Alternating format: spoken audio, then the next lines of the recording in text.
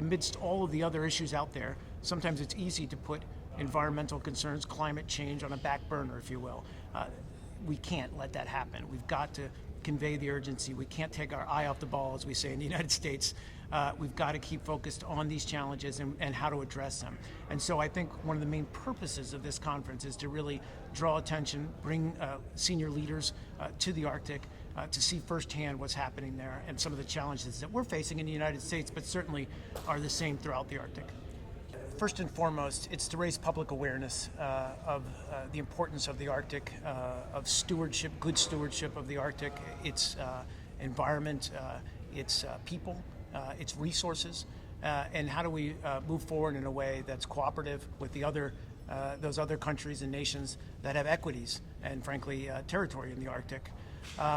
And also, I think, raising public awareness beyond the Arctic, and we were talking a little bit about this. Even Americans who aren't living in Alaska have a certain disconnect with what's happening in the Arctic. And I think part of the purpose behind this is to say what happens in the Arctic matters beyond the territory. It matters to the whole world. So when you've got sea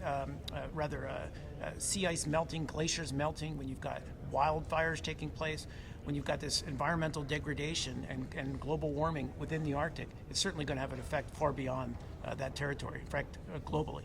Well, as you know, this has been a huge priority for this administration, both the Secretary of State and the President.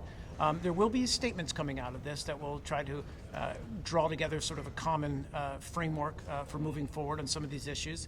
But I think what's important, again, is that, you can't spend too much time at least conveying the sense of urgency to some of these issues. And so having the President there, certainly having the Secretary of State, but certainly having the President take time to visit the Arctic, and I think he'll be the first President to travel into the Arctic Circle during his trip there, conveys that urgency and that importance to the American people, certainly, but hopefully to the entire globe.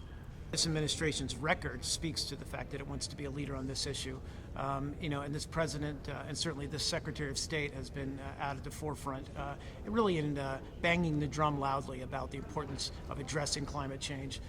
And again, we look to a pretty ambitious fall season of meetings about climate change, certainly the UN process, COP21.